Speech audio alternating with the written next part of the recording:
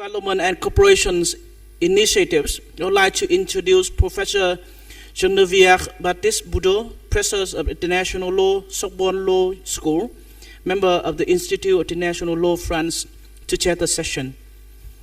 Professor, the floor is yours.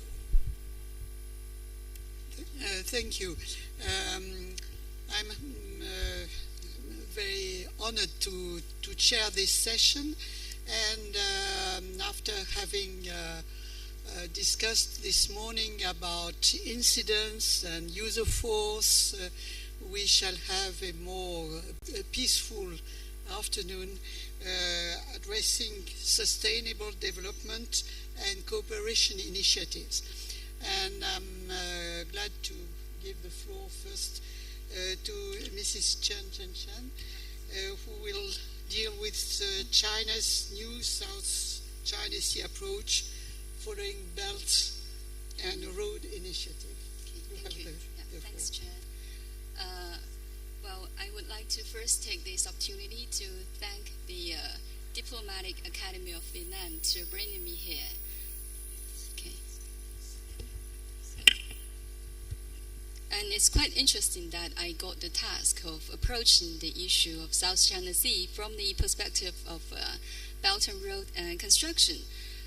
Actually, ever since the Belton Road Initiative was proposed in 2013, it has become one of the focal points for both academic research and public concern. What's the relationship between the Belton Road Initiative and the South China Sea issue? Well, I think the biggest question for debate right now is that will the Belton Road Initiative become an opportunity for settling the maritime disputes, or whether the Belton Road construction itself face the challenge of maritime disputes? I think the debate is still going on until today within China.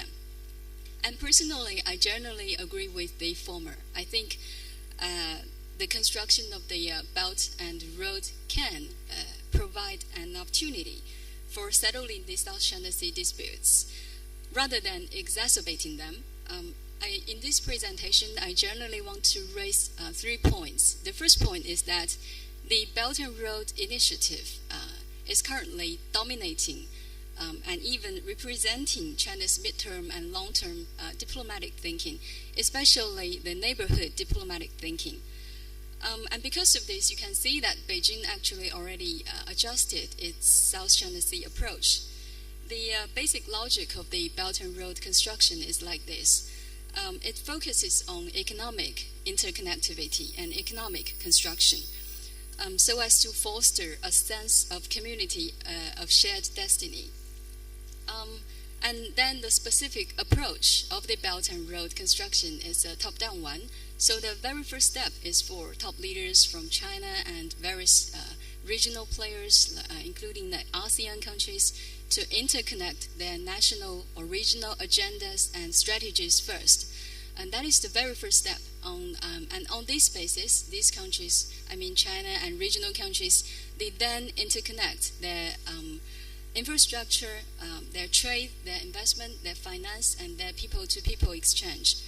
And understanding this dominant position of the Belt and Road Initiative in China's current diplomatic thinking, especially its neighborhood diplomatic thinking, is very important. It means that during the Belt and Road construction, any policies that do not accommodate very well or even conflict with Belt and Road construction should be adjusted right away. And this is actually one of the major reasons why in recent years, the Chinese government has accelerated its pace in promoting the solving of the South China Sea issue.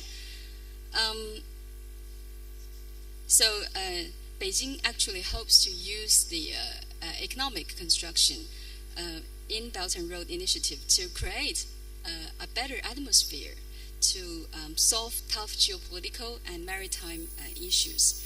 And because of such a mentality adjustment, we can see accelerated actions directly concerning the South China Sea issue.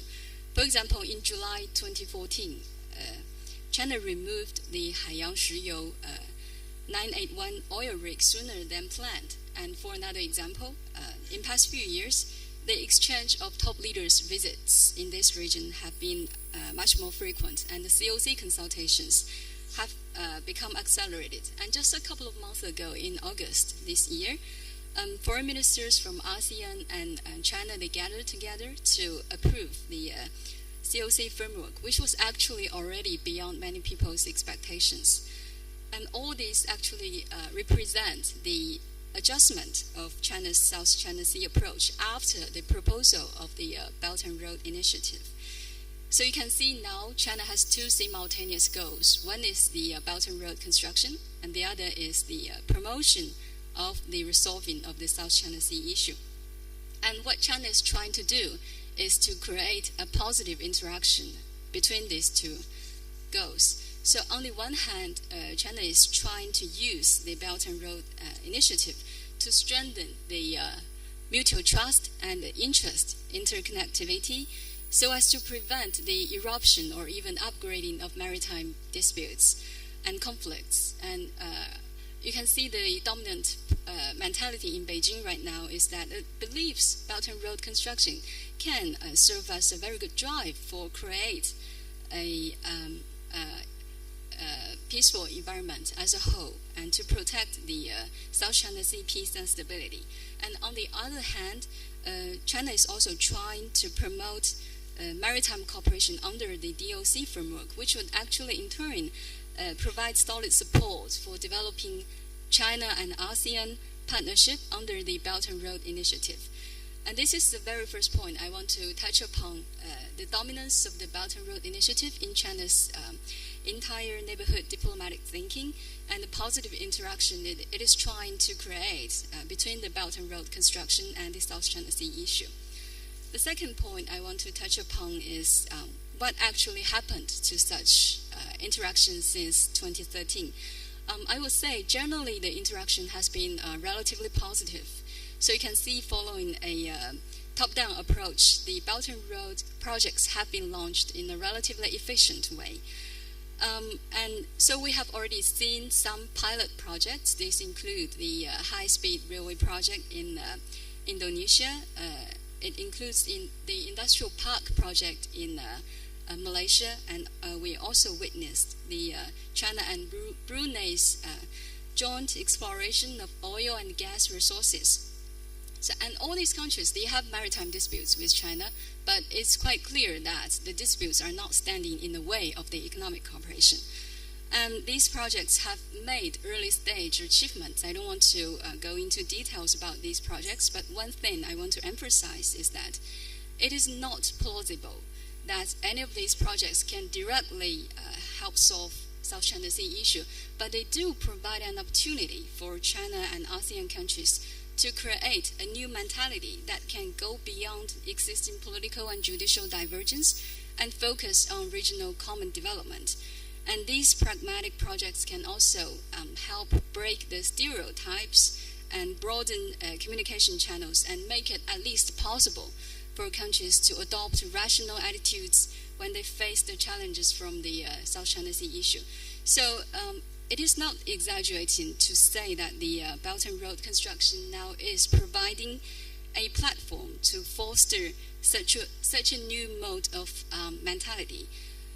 In the future, if we have more sustainable and successful projects in the future, we will have example effect to include more countries to participate in the Belt and Road Initiative in fields like port construction, like maritime research and rescue, like fishing, and so on. And this is the very second point I want to touch upon. The third point is about the prospects, the future prospects of the South China Sea issue from the Belt and Road perspective. I think looking into the future, two things about the Belt and Road construction would be key to creating positive conditions for solving the South China Sea issue. The first thing is that we have to stimulate and include more social capital or more social vigor into Belt and Road cooperation. Right now, at the very initial stage of the Belt and Road construction, you can see that because it's driven by top-level policy connectivity, so lots of SOEs, the state-owned enterprises, are involved in such projects. And especially at this stage, lots of projects are infrastructure-related. But in the mid-run and long-run, the social capital must be included. It should be driven by social choices and become truly market-oriented, as China has stated in its Belt and Road policy design documents. So far, there have been some achievements in this market orientation. For example, the China-ASEAN Marine Product Exchange, which was founded in March 2015. And we also have witnessed the Industrial Port Park project in Cambodia. It was invested by a private Chinese company, and right now it has attracted more than 100 local companies to station. Many of them are private companies. But in the future, if we are talking about people-to-people exchange, which can substantially help eliminate social misunderstandings about the so-called China's strategic ambition, more social participation must be stimulated.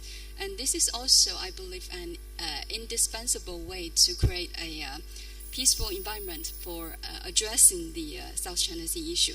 The second thing that will be key about the Belt and Road construction would be the sustainable joint exploration of marine resources, which can help make real breakthrough in solving maritime disputes. Currently, we do have some projects going on in terms of joint exploration of maritime resources. For example, we have the integrated marine supply-based project in Brunei. We do have the seawater desalination project in Indonesia. We do have hydropower project in Malaysia. But in the future, the sustainable joint exploration of maritime resources must be further boosted. And these are actually the key to binding the interest of regional players in marine resource development and utilization. And this could help a lot in promoting the resolving of the South China Sea issue. So after talking of all these 3 points, I want to add one last point.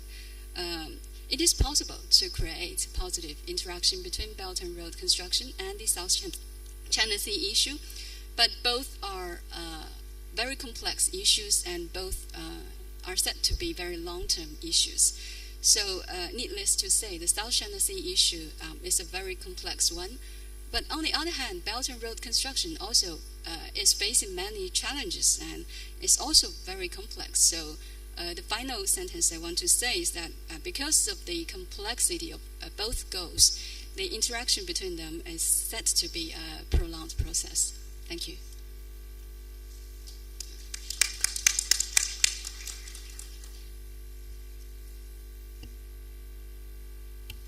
Thank you very much. I give now the floor to Ms. Joanna Mossop, who will speak about sustainable fisheries in the South China Sea. Please. Thank you very much. I'd like to thank the organisers for inviting me to speak about this topic. And the topic that I've been asked to speak about is sustainable fishing in the South China Sea. Just a small topic, not too difficult. But I want to start by making a few initial propositions that I think are relatively clear. The first proposition is that the people in the region depend very heavily on the resources of the fish stocks in the South China Sea for their food security. And at the present time, the amount of fishing that is being undertaken and the type of fishing, it is essentially unsustainable. The second point I want to make is that fishing activity poses a particular problem where there is a dispute over the sovereignty of a particular territorial feature. The reason that it poses a problem is that sovereignty entails the exclusive rights to the marine resources, and therefore allowing fishermen from other countries to fish around that feature poses problems for the establishment of sovereignty. This has led to considerable tension and led directly to many of the incidents that have already been talked about so far in this conference. Third, the states in the South China Sea region do have legal obligations to cooperate in relation to the management of fisheries, but so far there are very few examples of putting that obligation into practice. Without that cooperation, there is a real risk that the fisheries in the region will collapse. Now, academics and commentators have been making suggestions for many years about ways to resolve this and to move forward with cooperation in the region, but to date there appears to be little political will to implement some of those suggestions. So in this talk, I want to take the recent Arbitral Tribunal award and ask whether that creates a new environment or poses a different set of issues that can be used to move things forward. The resources in the South China Sea, as I said, are under considerable pressure.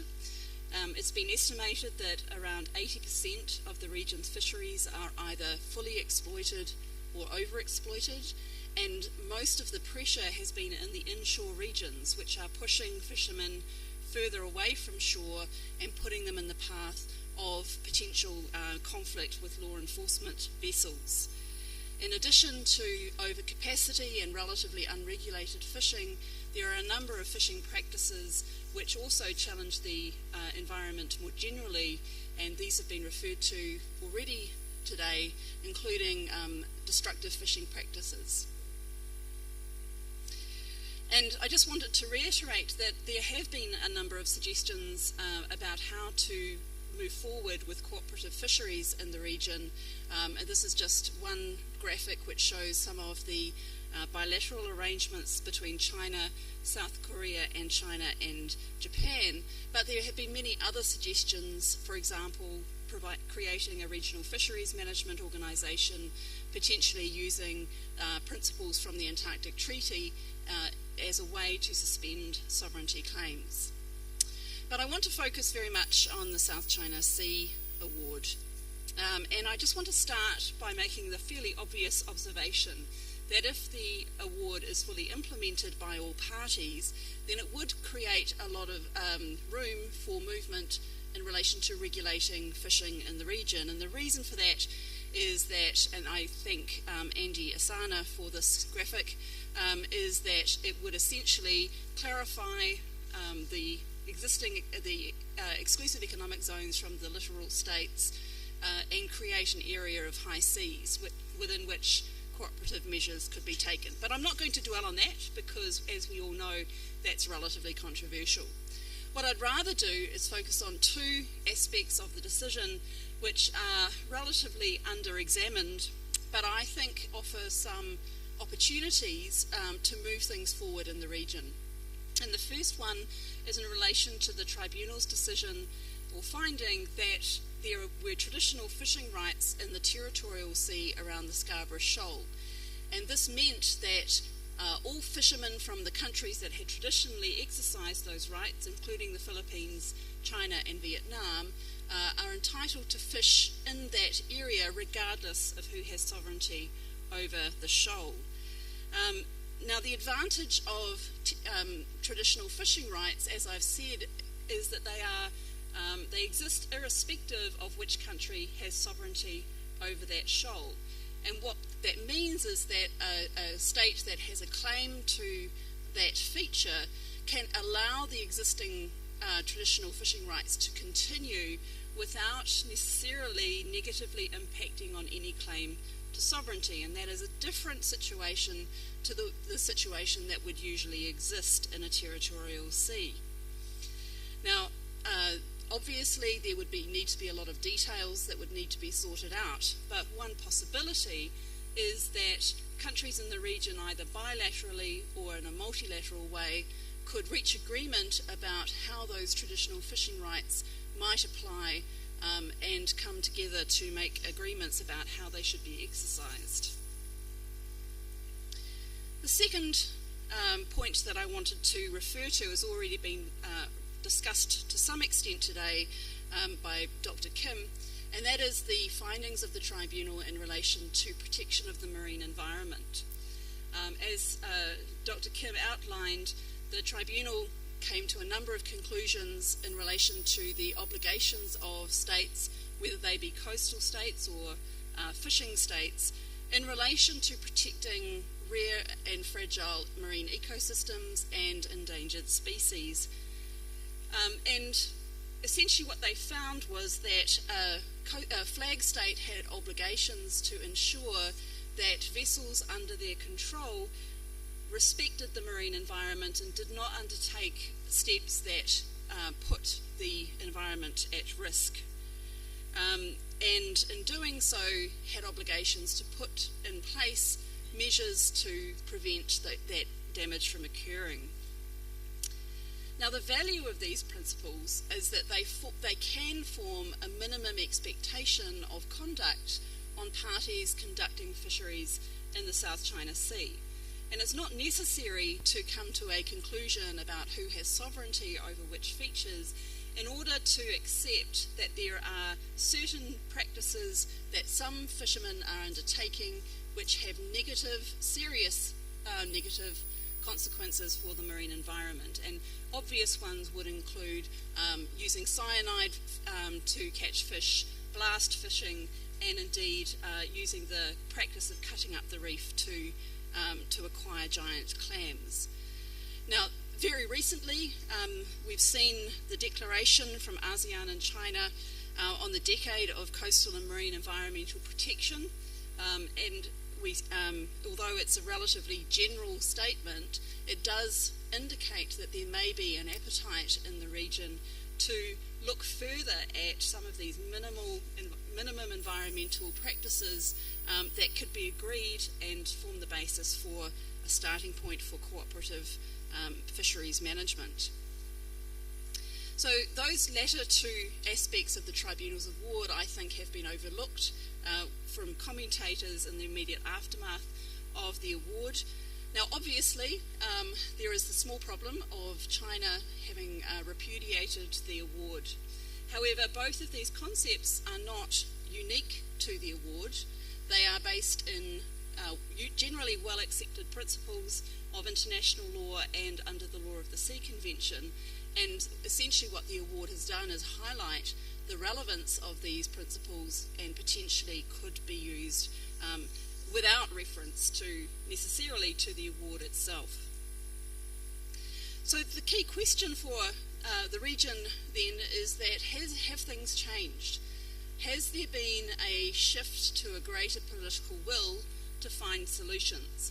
Because in my view, it's really political will that has stood in the way of reaching agreement and cooperative approaches to managing fisheries in the region so far. It's not a legal obstacle, it is a political one.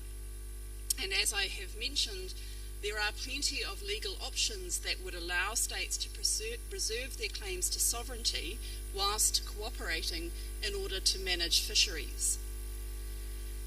As I've said, the South China Sea Award contains some possible solutions. Instead, I think the broader principles of traditional fishing rights and minimum standards of environmental protection could be used, but that assumes that states have the will to proceed with these solutions.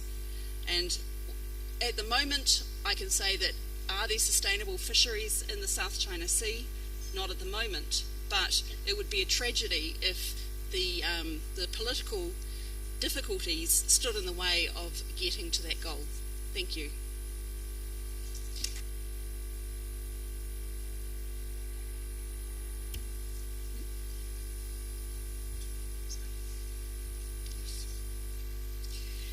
Thank you very much. We move now to another issue of cooperation by Professor David Ong.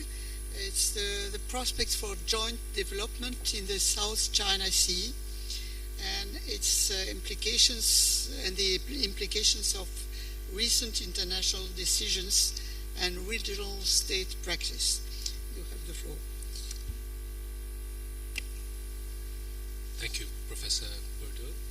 And without further ado, I'll launch into my presentation because, as usual, some of you may know, I usually have far too many slides. But thank you very much to the organizers for allowing me to come and participate. And I've already learned a lot, and I'm hoping to contribute now with my own views. So, prospects for joint development, that is a fairly tall order. And I wanted to start by just sort of asking a few questions, slightly provocatively, I think, about South China Sea's so-called troubled waters, and I would accept that there are certainly some maritime security issues, and then look at, very quickly, regional state practice, track 1 and track 2 institutional mechanisms, and then again, very quickly, just pick up on international case law, partly to show, as you can see, the two cases that I want to actually focus on today are Ghana, Cote d'Ivoire, and the slightly closer to home, Timor-Leste, Australia Conciliation Commission, which of course hasn't actually fulfilled its final, hasn't actually reached its final report, but nevertheless is important, and I'll be highlighting how it stimulated prospects for joint development. And this is really to pick up on something which I've elaborated more in the written up paper, which you hopefully have found in your files, that there are various means that states now employ to get to joint development. The traditional means, of course, is through negotiation, bilateral negotiation usually, towards an agreement. But we can see that states are actually, in fact, in some cases, as we can see with Timor-Leste, actually relying on judicial, or alternative dispute settlement mechanisms to get them to where they want to be. And we'll see that especially with the Timor-Leste Australia situation. But very quickly, this is just a chart from maritime traffic which shows the main sea routes.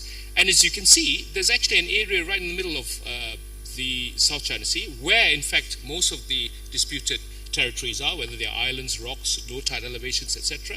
So we can actually see that, in fact, the main navigation routes for shipping, especially merchant shipping, obviously FONS programs have a sort of almost vested interest in testing the waters around the disputed features, but the actual navigation routes are, in fact, keep well away from the disputed territories. So there is a question in my mind, certainly, as to whether, in fact, the issue of threats to freedom of navigation for merchant shipping is actually, in fact, a myth, perhaps, rather than a fact.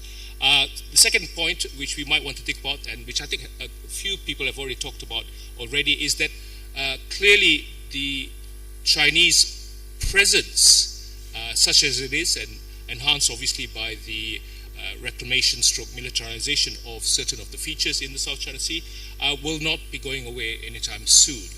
So the idea that maritime jurisdiction claims by China in particular are no longer valid needs to be also taken with a pinch of salt.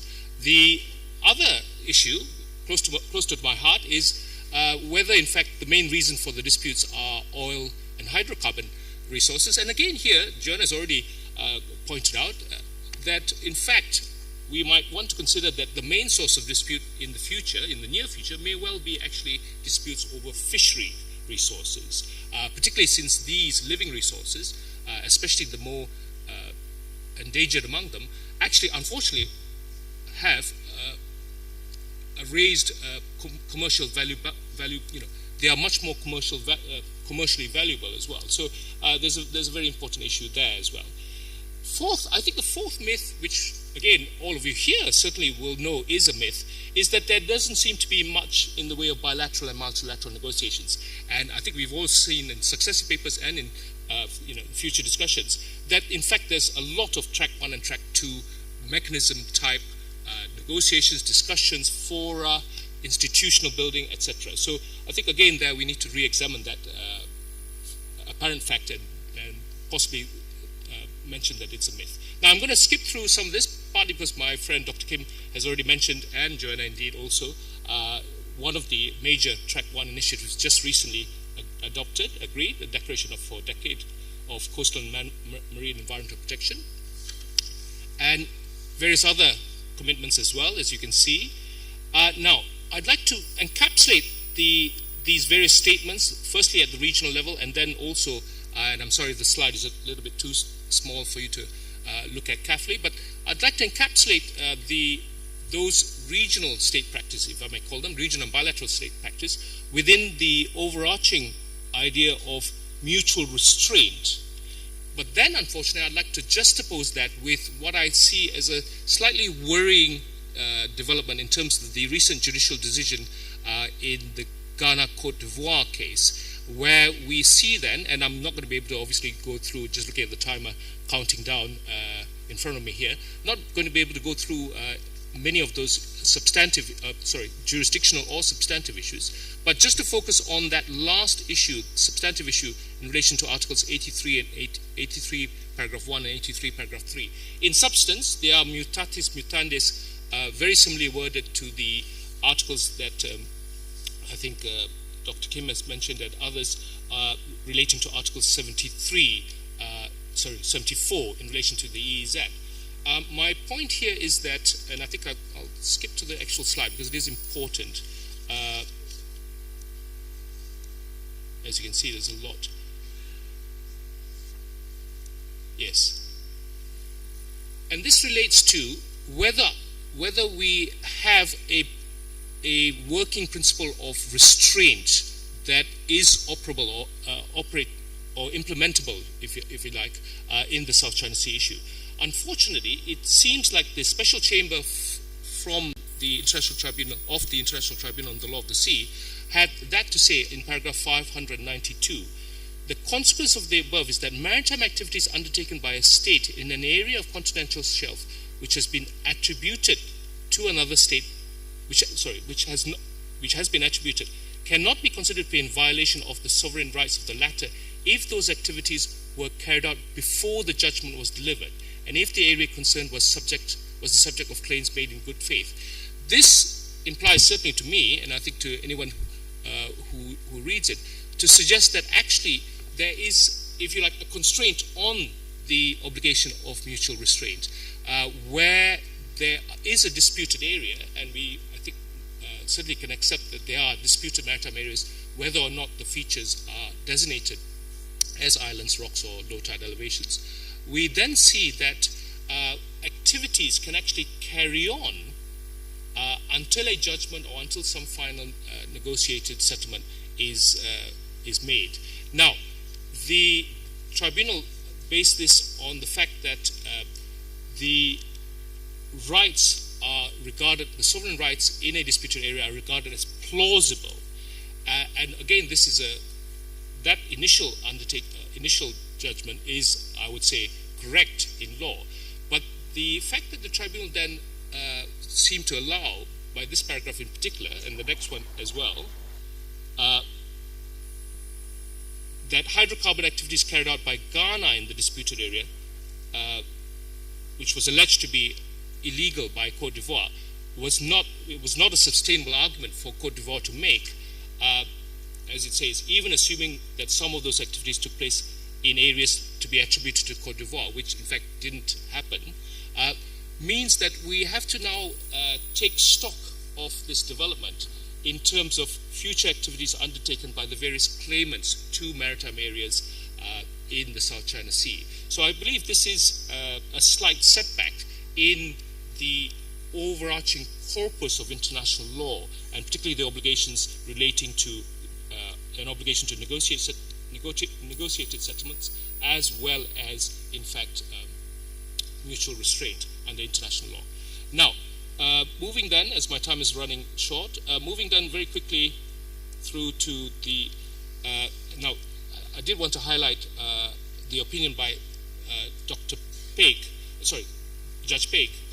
of the Special Chamber, who is now also the president of ITLOS, and he disagreed with the general finding of the Special Chamber and argued that, in fact, the activities undertaken by Ghana would reach the threshold that was necessary in order to, in fact, be considered to be in breach of the obligation of mutual restraint. So we see here some movement and indeed some dissension, in particular by Judge Paik, which may bring us back to the status quo notion of the principle in the first place.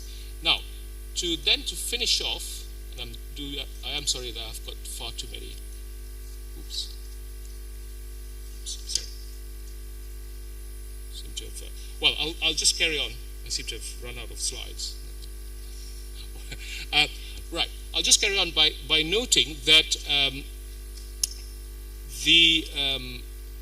the Timor-Leste conciliation, which was going to be the last slide I was going to show, the Timor-Leste Australia Conciliation Commission, while the final report hasn't been delivered yet, the latest press release statement, which I was able to catch up on from, indeed, just a few days ago, 23rd of November, actually states quite clearly that an agreement on delimitation has been made, and a further, in fact, provision for, it's come back, okay, right. A further provision for sharing of a deposit, a field called the Greater Sunrise Field, which straddles the boundary that will be now entered into or accepted, will actually be entered into as well. And this is as a result of the initiative taken by Timor-Leste to take Australia under Annex 5, Section 2, I believe, to a conciliation commission. So we see here that states are developing different means of, in fact, finding their way towards joint development. Now, in conclusion, therefore, as you can see, and the conclusions really restate a few of the points that I've already made in the presentation, and that is really that while we are still finding that there is an obligation of mutual restraint in terms of activities of states in disputed areas, and indeed in this case focusing on the South China Sea, we see here that there may have been a slight setback in the jurisprudential authority for this principle or doctrine of mutual restraint. And on the other hand, as I mentioned in my last point, that states are finding different ways of using the dispute settlement mechanisms under the Law of the Sea Convention to achieve the kind of joint development solutions that they have in fact hankered for but been unable to obtain through direct bilateral negotiations with each other. Thank you very much.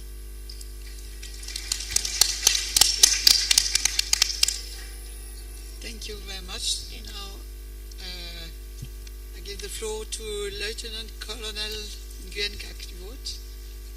You have the floor to deal with the cooperation for safe and security at sea. Of course, a very important topic. Yes. Thank you very much. My presentation is based on my personal view, is not on behalf of the Vietnam Coast Guard.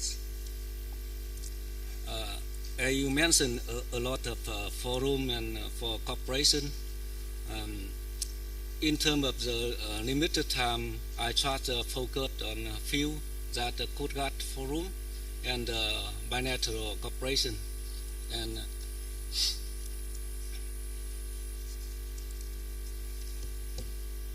the other, you already heard, or in other conferences,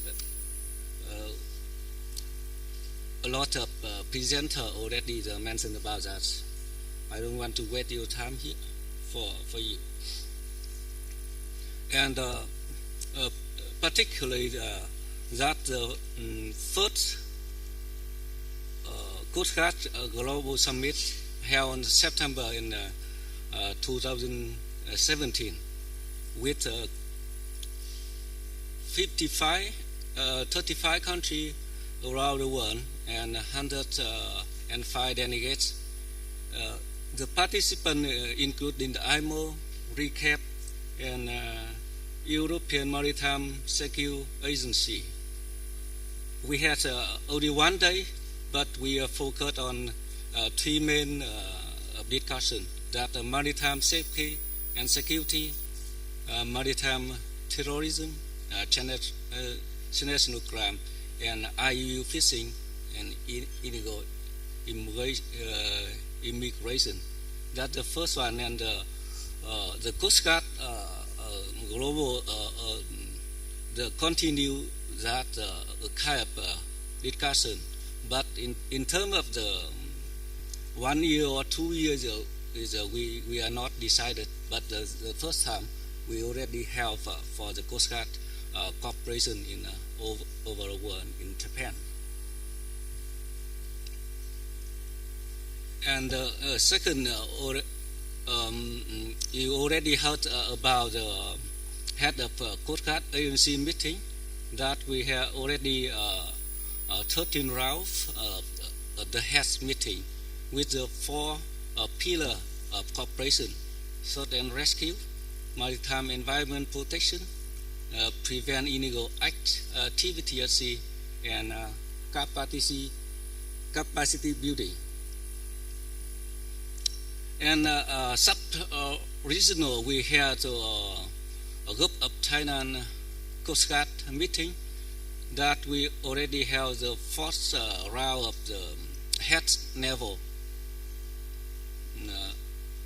The participants from the group of Thailand countries, including the Vietnam, Malaysia, Cambodia, and Thailand. And now we intended to invite for Indonesian and the Philippines to next meeting in September 12 to the 16 in 2017 in Hanoi, which is hosted by the Vietnam Coast Guard and U.S. counterpart. And in terms of the U.S. for recap, now most of the country in the ASEAN and some European countries already joined the recap for the sharing information in terms of the armed robbery at sea and the piracy. And they also have the capacity building between the country. But now still the pity that Malaysian and Indonesian has not tried. But we hopefully in the future two ASEAN countries will join for recap for the sharing information. In terms of the bilateral, we had a cooperation with China. We also have nice year on the collaborate patron in the group of Tonkin, that the area we already defines. Why we call not the joint patron, we call the collaborate patron, because law enforcement agency between two countries can go beyond the middle line that we separate in the Vietnamese water and Chinese water to check the for compliance of the fishing stuff. And we also had to join minute with the U.S. Coast Guard, and now for capacity building with the ship, boat, and for the training. And with Japan is we had to officially sign the memorandum of understanding of cooperation with Japan in 2015. But DICA also come to the Coast Guard and conduct some capacity building several years ago. And here we also had signed with MOU with Korean Coast Guard with 3 main information exchange, search and rescue, and capacity building. Previous month, 2 or 3 months ago, in Da Nang, we also with the port visit, we conduct the joint exercise in terms of the firefighting and the search and rescue in near the Da Nang port. And most importantly, the neighboring country is Indonesia. We had to conduct the first bilateral meeting with Bakamla, along with the party chief visiting, and we try to establish the hotline of communication between the two Coast Guard agencies. We try to protect the fishermen, to protect fishermen, we had to argue to make very clear with the Indonesian that we not encourage the fishing vessel of Vietnam incursion to Indonesian water, but we had to protect them and prevent them not cross the border to enter to Indonesian water. And sometimes it's a misunderstanding between the two agencies, but through the hotline and the meeting we had to more understanding, because the Vietnam sent the ship to patrol. It's nearby the continental shelf, the bordering. Yeah. But the Indonesian side that we are safeguard for the vessel to the illegal enter, but it's not the truth. We try to prevent them not to cross the border.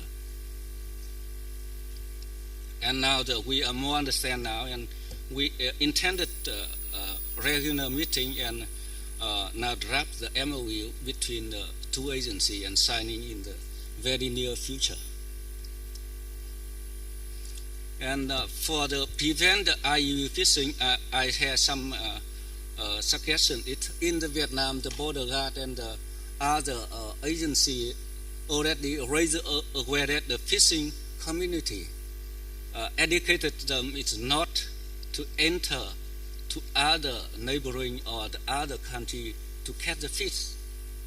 And the main mission, the border guard and the Coast Guard, is to check the fishing vessel before they leave and when they come, and we had to increase person and punishment. Even we cannot catch the vessel, but if the Indonesian, Malaysian catch the vessel, if the other vessel is illegal fishing, when they come back, we can punishment and ask them to pay the money for the government. Why come to other country to prevent illegal fishing? That very strong signal that the Vietnam don't want the AU or something like that, raising the yellow card warning or the red card in the future for the fishing. And for the establish the hotline of communication between agencies, it's very important because when they see that call and say that not enter our water, come back, and we send the patrol vessel and ask them, escort them to back to Vietnam. And the more important thing here is that the fishermen still had to something to live. They had to something to catch fish. And if we have not alternative for them, that the aquaculture or something like that, it's very difficult for they sustain their family.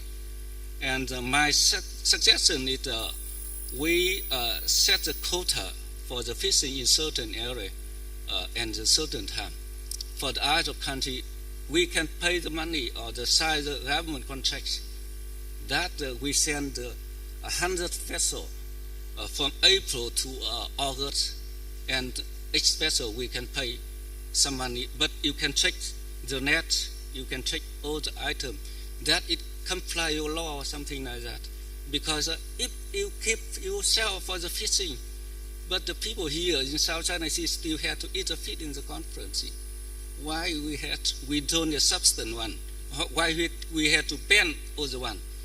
I am the for operational but international view. I don't think it kind of prevented measure is good for the fishermen. And I had to raise the question. Take several years that the tribunal had already answered, but I had to ask again that are there any the Spratly Island it might be applied for the parcel something capable for temporary extended maritime zone, and can Spratly Island temporary maritime zone quality as it, and can the mainland country draw straight banner around the group of rock, soil and far for the mainland? Why I ask the question? Because it's important. It's where we can, that answer where we can join development, where we can join passion, and where we can join cooperation. If the answer says that no, that I borrow from the Dr. Nanang, the map. If no, you see very clear. We had a lot of uniting on the middle that we can join development, because it's narrow. We had rapid Indonesian, Philippines 200 nautical miles easy, and if you said yes, we can draw. It's if the potential here, we can draw with the group island lies the airship naval country. So it's where's the easy? It's maybe to Ho Chi Minh City or to Marina, and where we can join development. Very, very difficult and very tough question. And solution.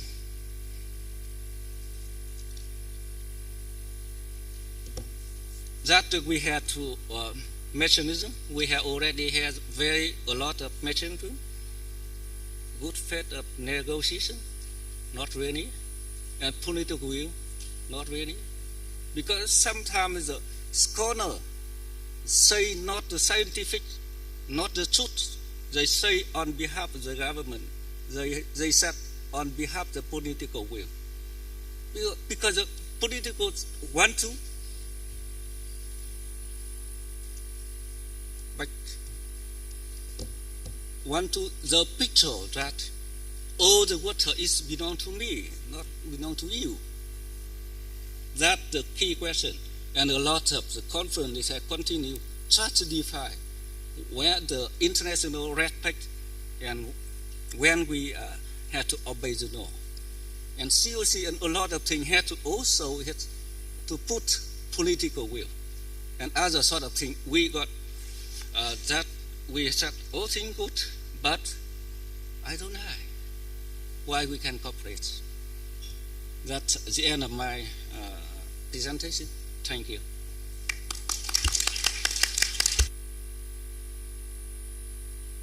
Thank you very much. So we see that finally some consequences would be drawn from the Philippines-China award. Maybe this would enhance the security and the possibility of cooperation in the South China Sea. So I suppose that there are questions for our speakers, please. First of all, I would like to thank Vietnam Lawyers Association and Diplomatic Academy of Vietnam, organizers of this interesting conference. Yesterday we could listen very complex, interesting position of European and American speakers. But Russia has a little bit another attitude for solving this important problem. During the meeting of the presidents of Russia and Vietnam in June this year, it was noted that border territorial and other disputes in the Asia-Pacific region should be resolved by the parties involved in them peacefully without the use of force and threat of force, on the basis of international law, including 1982 United Nations Convention on the Law of the Sea, in order to ensure peace, stability and security in the region.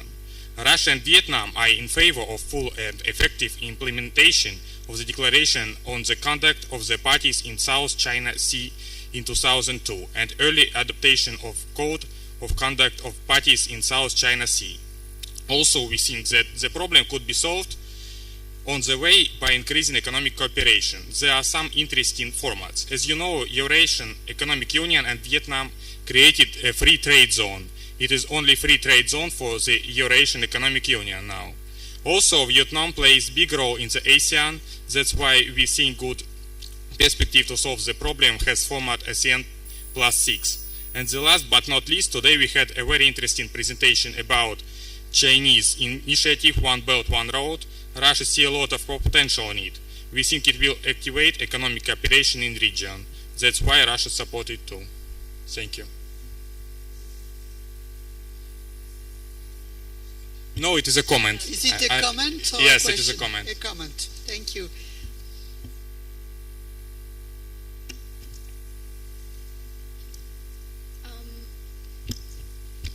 My question is directed to Ms. Chen. I'm from the Prime Minister's office in Brunei. I'd like to ask for an elaboration on your part regarding the oil and gas exploration that's been conducted by Brunei and China. I understand that between 2011 and 2013, we've had some high-level agreements with His Majesty and Wen Jiabao and Li Keqiang, but we've actually not seen any tangible things following those agreements. So if we could get some explanation on your part on what exactly these exploration occurring is. Thanks.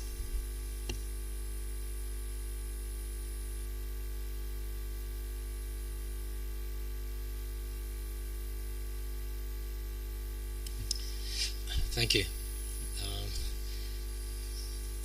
I will follow the previous speakers, especially addressing to Maritime Silk Road.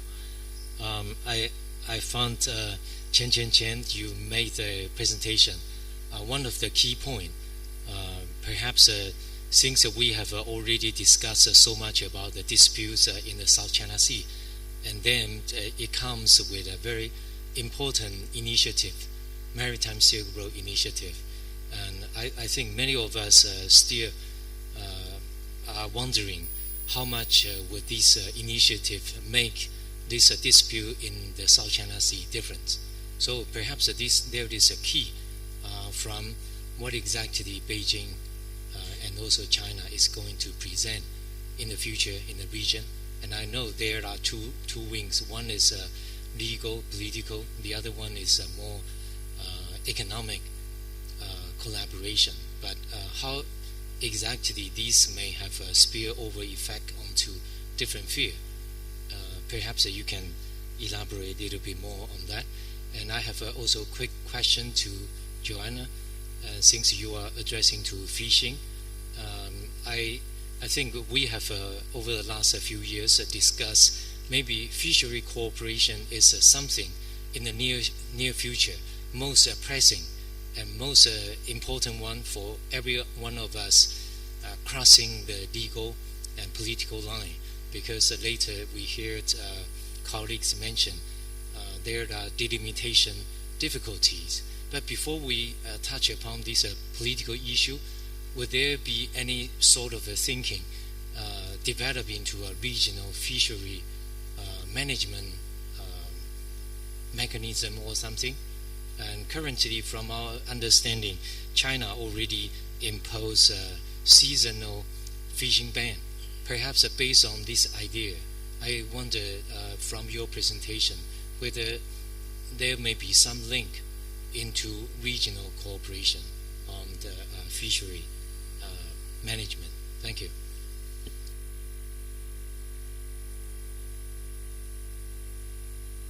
So, Carl Thayer, I'd like to follow on.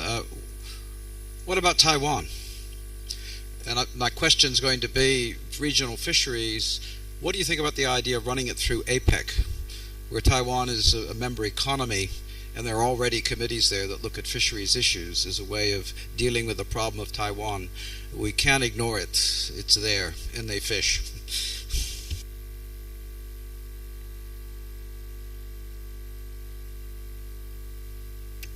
Thank you.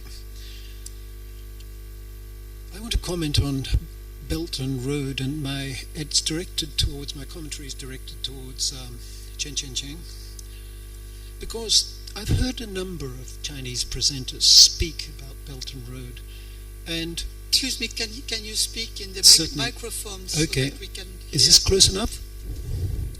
I've heard a number of presenters, Chinese presenters, speak on Belton Road, and I think there's a dimension missing. They all focus on public relations, the diplomatic element, and I think we should look at that missing dimension just for a moment to put this into perspective, because economists have noted, and I'm looking at certain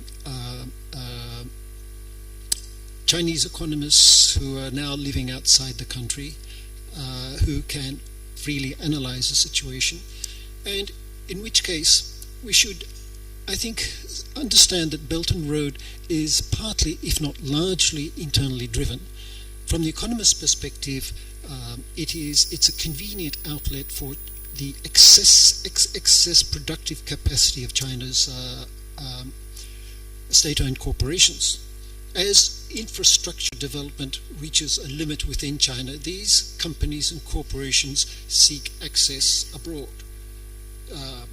and outlets for their productive capacity.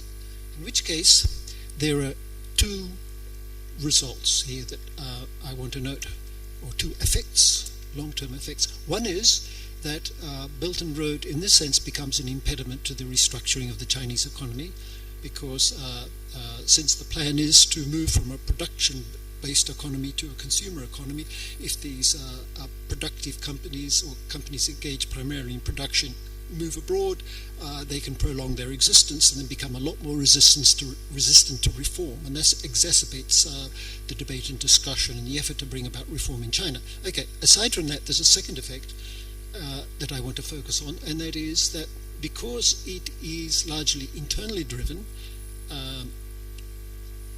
it will, one effect will be that many of these projects will fail. Some may partially succeed, but will give very low returns on their investment, in which case the countries concerned will be saddled with huge debts that they'll be unable to repay. So the whole thing could easily sour. It's an initiative that whose long-term prospects are very much in doubt. There's excessive public relations in the whole thing, which has been emphasized by both Chinese presenters, but the economic reality is something else. And I think it's the economic reality behind it all and financial feasibility of these projects that will limit its applicability.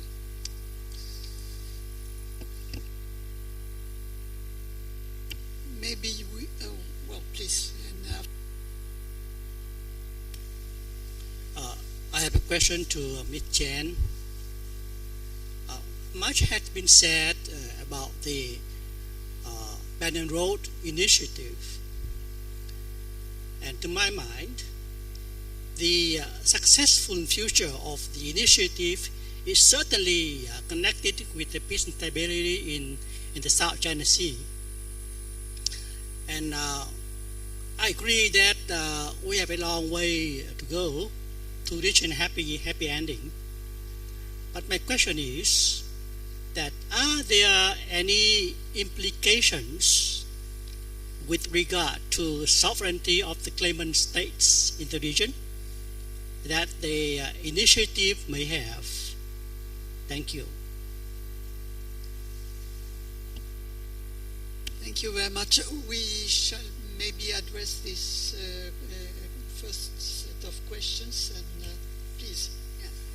Actually, these questions are interlinked, so I will just raise a few points I want to speak.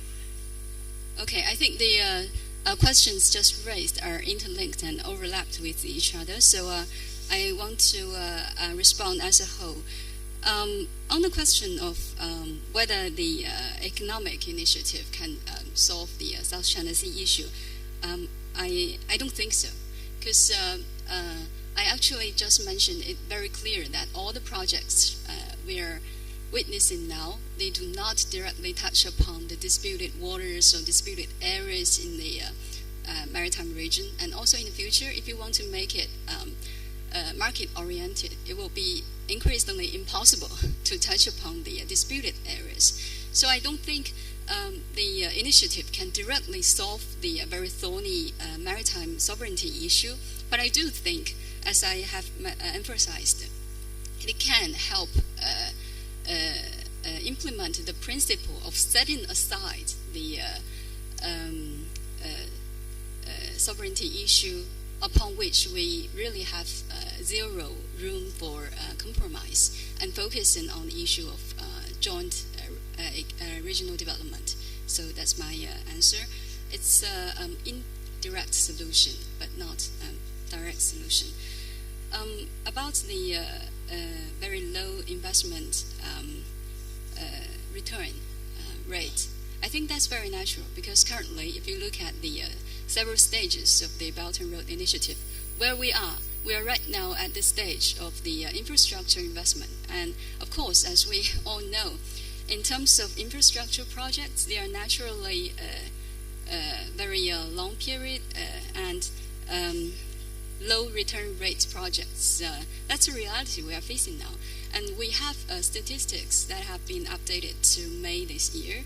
Actually, if you compare the volume that China invested in Belt and Road countries to the volume that these countries invest in China, China invested much more. So that's why we are now talking about bringing in more market players or social capital into the initiative, because right now when we are talking about, for example, the banks in Europe, they actually are struggling to find a solution, to find a way to get involved in the Belt and Road Initiative. But right now, it is truly, it is the truth that most of the players which are being involved are SOEs. So that's a pretty big challenge. If we are following a top-down approach to get the projects launched quite quickly and efficiently, and that is working now. But in the future, if we are going to make it sustainable, we have to bring in, and I think ultimately that will be a solution to solve the return rate. But right now, I think it's still a very early judgment. You can't say that it will not make money, because we are still right now at the infrastructure investment stage. And about the question of the project between China and Brunei, frankly, I don't have the most updated information on that specific project, but still I want to emphasize one point that currently is still the most of the projects I'm looking at in terms of maritime Silk Road MSR projects. Most of them are infrastructure related projects, not the oil and gas exploration.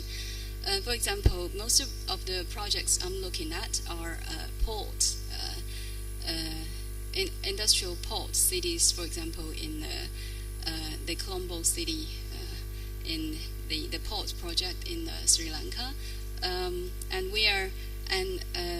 China right now is still following a case-by-case exploration approach. So I wouldn't say the Belt and Road Initiative is already a fixed strategy there. It is more like the approach that China has been following in the past 4 decades. Whatever works, we are following it. White cat, black cat, whichever catches the mouse works. So I don't think Belt and Road Initiative is like a fixed institutionalized initiative mechanism now. It is more a initiative that it is more like a basket into which we can put various projects into and see whichever can work. Otherwise, how can you go ahead? How can you bring about the common development? That's my response. Thanks. Thank you. Maybe you would answer about fishing and Taiwan. Yes, thank you. In relation to the question about whether it's possible to get a regional fisheries management organisation prior to the resolution of the disputes over the features, I mean, the answer would be yes, it is possible. In order to do this, the parties involved would need to be satisfied with statements that are without prejudice, so the arrangements would need to be clearly non-prejudicial to the final settlement of any dispute. So there are examples of those sorts of arrangements around, and that's perfectly possible. I would emphasise that it should be based on an agreement among all the parties and not based on the measures implemented by one party, but that's important. In terms of the involvement of Taiwan in any fisheries agreement, I completely agree. I think for any agreement to be sustainable, it needs to involve all of the claimants to a particular feature or area, depending on what area it covers. And it also has to involve all the fishing states as well. and of course Taiwan fits into both of those categories. There are examples of regional fisheries management organisations that do have structures that allow Taiwan to participate, and Taiwan is participating fully in those agreements, and so they can form a basis for a model for that. Thank you. Would you like to add something? No? Yes, please. Thank you. I'd just like to come back to the issue of Taiwan's participation, and to my mind, in fisheries-related agreements, to my mind, there's actually nothing from an international legal perspective barring Taiwan from, in fact, becoming a party to both the Law of the Sea Convention and especially the Fish Stocks Agreement, which, if I understand correctly, was actually drafted with a view to incorporating entities falling short of, shall we say, full state status in relation to the United Nations, nevertheless joining the Fish Stocks Agreement. So that picks up on, I think, Professor Thea's point. Thank you. Thank you. I think there are other questions. Please, would you? Yes, thank you. My question is also for Ms. Chen. You hinted that there might have been some misunderstanding on Chinese policies and intentions. I don't think there is any misunderstanding. So I have two questions that might help clear up the issue. The first one is, before China exhausted and overexploited their resources, were there any plans to cooperate with other countries? And the second question would be, what percentage of these joint projects will take place in Chinese waters, and what percentage will take place in other countries' waters?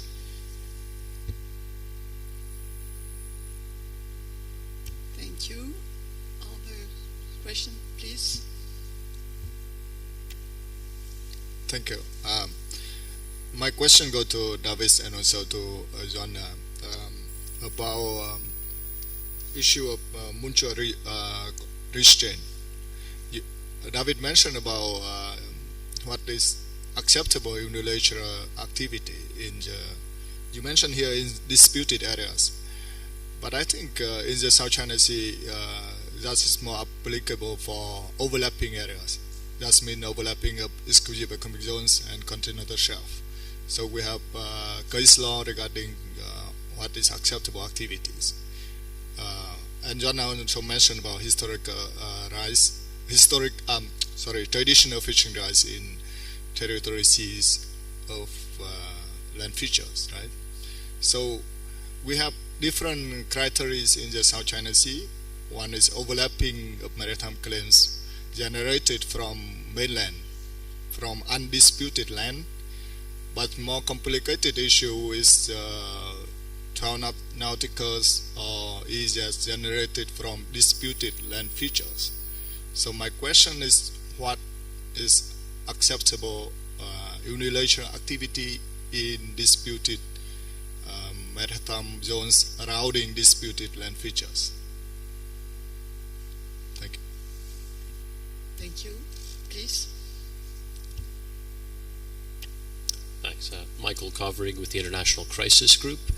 Following up on the earlier discussion about the Belton Road, the National Reform and Development Commission earlier this year in June released a white paper on the Maritime Silk Road in particularly vis-a-vis the South China Sea.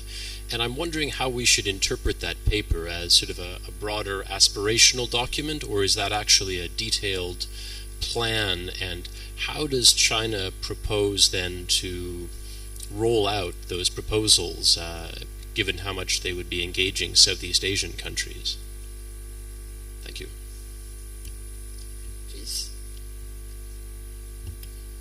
Lyle Morris, Rand Corporation. Joanna, I'd like to direct this question towards you.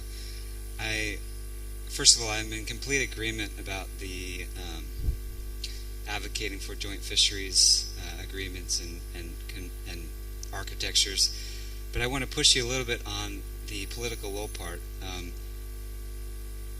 think when I'm in China, in particular, and I float this idea to them, I think it's important to talk about not being prejudicial to sovereignty, but the Chinese, from my perspective, are still hung up on the sovereignty part of it, and they still look at that in relationship to fisheries, and in particular, when we're talking about joint patrols, what this would be in practical terms would be joint patrols of other countries' fisheries vessels. So that includes boarding fisheries, Coast Guards boarding other countries' fisheries vessels.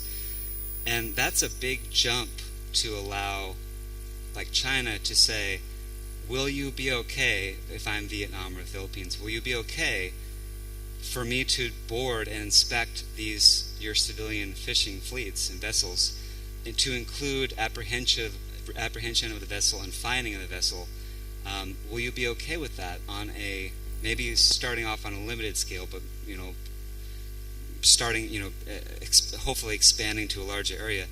I think that is, in practical terms, a very large leap for China to accept. So I'm just curious, getting beyond the theoretical part, practically, do you think that this, again, I'm a big advocate of this, do you think that countries like China would be actually willing to be on board with that kind of practical operations? Thank you. Thank you. Are there any more questions? Yes, please. Thank you. I have a similar question to Joanna. Sorry, Joanna. I'd like to know, the US and the EU, they come out with some check and balance mechanism. Like the US, when they talk about trafficking in persons, they issue the tier 1, 2, 3, to curb trafficking in person. And the EU used the green, yellow, and red card. How effective has it been to address IUU using the card system, number one? Number two, I'm not into this. I don't think joint fishery can happen. I believe the first thing we need to do is measure what we can manage. It seems that we don't have the measure. So how do we manage it? We have SEAFDEC, Southeast Asia Fishery Development Center, I think it's called center. So if China is willing to identify resource cooperative arrangement, we can use Article 6 of the DOC, which has marine scientific research. And China can pay SEAFDEC to do that research in South China Sea and see what is the effects of this overfishing on the benthic areas, Look for trophic density, look for maximum sustainable yield, fish stock assessment, get the sciences out first. Let us see what we have and how much damage has happened. And then we can start talking about management, co-management, joint management, and come out with frameworks on managing these stocks. We can put this under UN Sustainable Development Goal 14 and come out with sustainable and responsible fishing and also sustainable environment. Thank you. Thank you. Maybe we can answer your... I want to first respond to the question, the easier question about the white paper, on the MSR, Maritime Silk Road. Actually, there's always a gap between the concept the Chinese government is giving and a specific top-level design document. So we know that several months ago we just have the MSR document. That is actually a more detailed version of the another document issued in March 2015. It's called Vision and Actions on Belton Road Construction. So in this latest white paper on Maritime Silk Road, I think it's more of course, on the one hand, it's an announcement of the three detailed routes of the Maritime Silk Road. So it is delivering this message to the international audience. But a more essential message it is delivering is to various provinces. Actually, what will follow in that white paper is that different provinces will begin to involve or specifically according to the designation within the document, if you follow it closely. In this document, it actually specifically designates different parts of the MSR.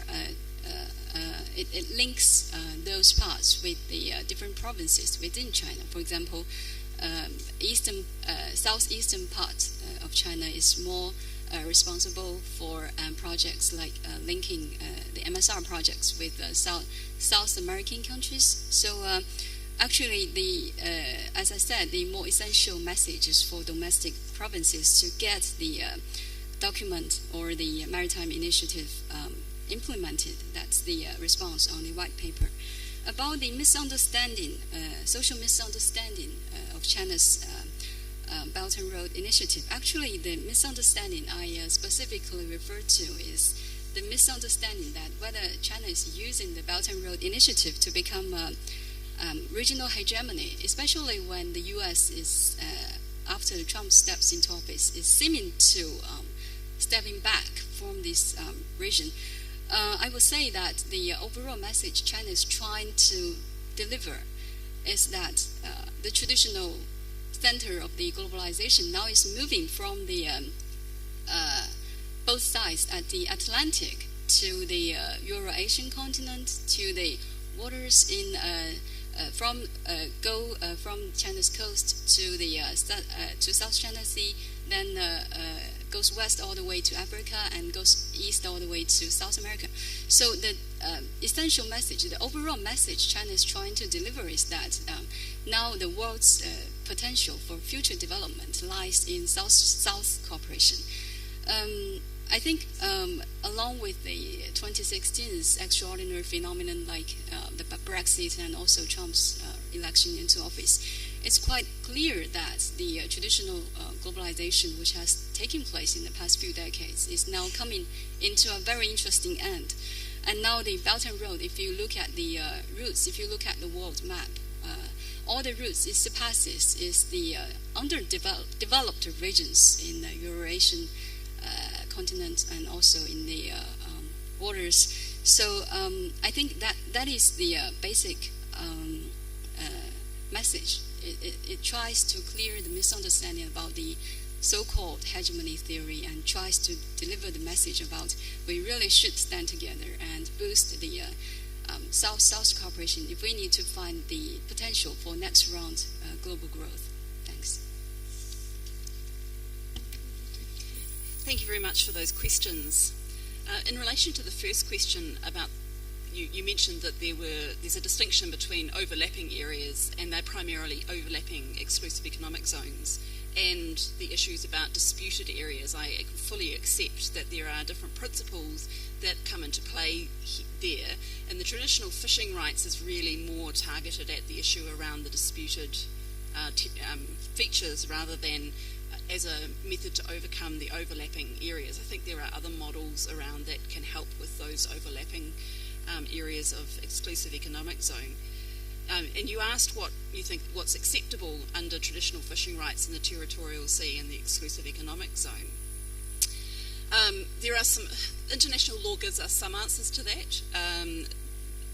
Technically, traditional fishing should be limited levels of fishing. It's not intended to cover industrial level fishing, and so that any traditional fishing rights should be exercised on a small scale. It can be limited commercial, but it should be small scale. The other thing that's clear from the award is that the traditional fishing rights apply in the territorial sea and not the exclusive economic zone. So really my suggestion is relatively modest in terms of what I think is potentially a way forward, which would be to identify some of those disputed areas where there is a clear evidence of a history of fishing from fishermen from various countries, and then use that as the basis for an agreement between the parties. And you would need to agree on a number of factors. I don't think you can this regime could just spring into existence by operation of law. I think you would have to have an agreement about what sort of vessels are covered by the traditional fishing rights, and you might want to have an agreement as to a maximum size, for example, of the vessels that are operating. what limitations should apply, because one of the difficulties in using traditional fishing rights is that the coastal state still has a right to regulate, and so you would need to come to some agreement among the claimant states as to what the appropriate limitations on the fishing are to avoid getting back into the sovereignty sort of dispute. And you would also need to come to some agreement as to how it would be enforced. And that would tie into the other question about joint fishing patrols. But essentially, the traditional fishing rights, in my view, is simply the springboard from which it could potentially be negotiated. And it would have to be limited to the territorial sea, at least in the short term. It might then be the basis, if that proves to be successful, for negotiating agreements in other places, but it would have to be the territorial sea first. And in relation to the question about joint patrols, I don't think you need to jump from an assumption that there's a regional agreement or joint fishing agreement to an assumption that there needs to be joint patrols and the allowance of boarding of vessels from other states. There obviously needs to be an agreement about what enforcement mechanisms there are, but of course the Law of the Sea Convention for many years has relied on flag state enforcement, and only more recently have we seen regimes that have got boarding of non-flag state vessels. So I would never have suggested that we start at that point, and I accept also the fact that these are very sensitive issues, and this is why it's been so difficult to get any movement so far. So I think the answer is to have it completely in the hands of the parties to find a solution that works for them, rather than imposing some sort of regime upon them. In relation to the question about should we start with marine scientific research, well, we have started with marine scientific research. There has been research into the effects of fishing and other activities in the South China Sea. And in fact, marine scientific research has been an area in which the regional states have managed to achieve a certain level of cooperation, which is wonderful. But I don't think we can say we have to wait for more information. That is sort of counter to the whole idea of the precautionary approach, and we would be better off taking small steps. I don't think we can jump straight into a regional RFMO. I think there needs to be small steps, and once they can be proven to work, then we can take more ambitious steps. I just mentioned about your question about how many percentage of the Chinese water and the other claimant water when we join development. It's a very tough question. You have to clarify the where is the overlap and where is not overlap. And do you think that where is in South China Sea is belong to China? If you want to clarify how percentage of the area of the joint development. Thank you. I think one more question. Thank you very much. Blake Herzinger from Booz Allen Hamilton. My question was for Colonel Nguyen. Regarding the adoption of the Code for Unplanned Encounters at Sea, is that something that the Vietnamese Coast Guard would view favorably or as something that is so unlikely as to be impractical? And as maybe a sub-question, is there any plan or mechanism used for regulating encounters between Vietnamese irregular forces or Vietnamese fishermen and Chinese maritime militia in instances such as we saw in 2014?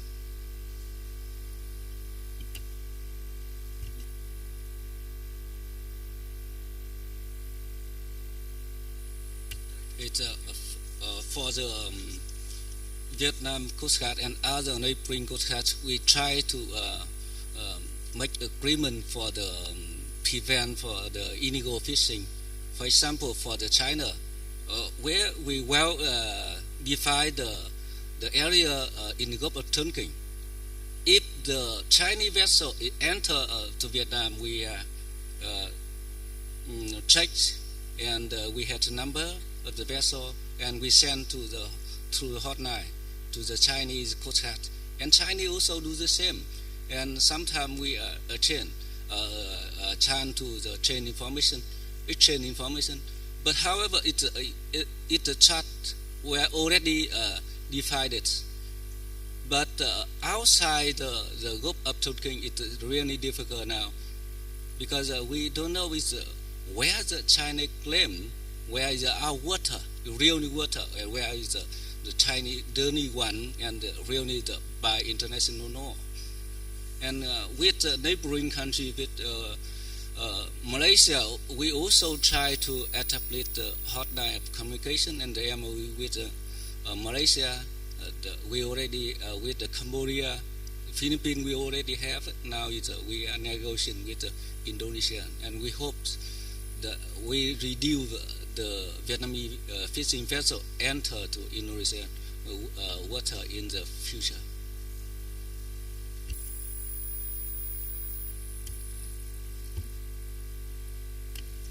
Thank you, Geneviève. Yes, I'd like to just respond to Dr. Tran, Director Tran's question, which I think is very important for me to try to distinguish. And I'm sorry I was in haste in my presentation. Yes, in this particular case that I'm referring to, the Ghana-Côte d'Ivoire case, the disputed maritime territories were in fact overlapping continental shelf claims.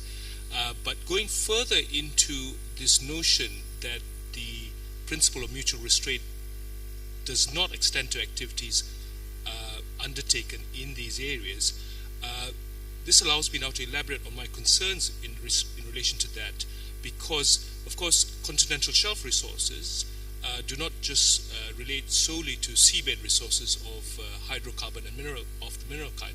They also relate to sedentary fisheries. So here we then have the potential for some fairly serious, and this is where, if I may say, my presentation overlaps with Joanna's presentation, no pun intended, where there can be unilateral fishing, certainly for sedentary fisheries, for which, again, going back to the South China Sea Award, clams, for example, would possibly be within the definition of sedentary fisheries, and where activities can then take place in disputed areas of overlapping claims arising from possibly disputed maritime features as well, but even extending from the various coastlines, mainland or island coastlines, from the neighboring and littoral countries. So, and of course, take into account again, continental shelf limits can extend well beyond 200 miles as well. So this does present an issue, and a previous paper I've written also highlights the fact that unlike exclusive economic zone, EEZ resources, continental shelf resources, including sedentary fisheries, are not subject, at least to the Law of the Sea Convention, to any kind of conservation principle. So there's an issue there, really, as well. Thank you. I think that we come to the end of this session. I would like to thank all the our participants who put questions, and also the orators. Thank you very much.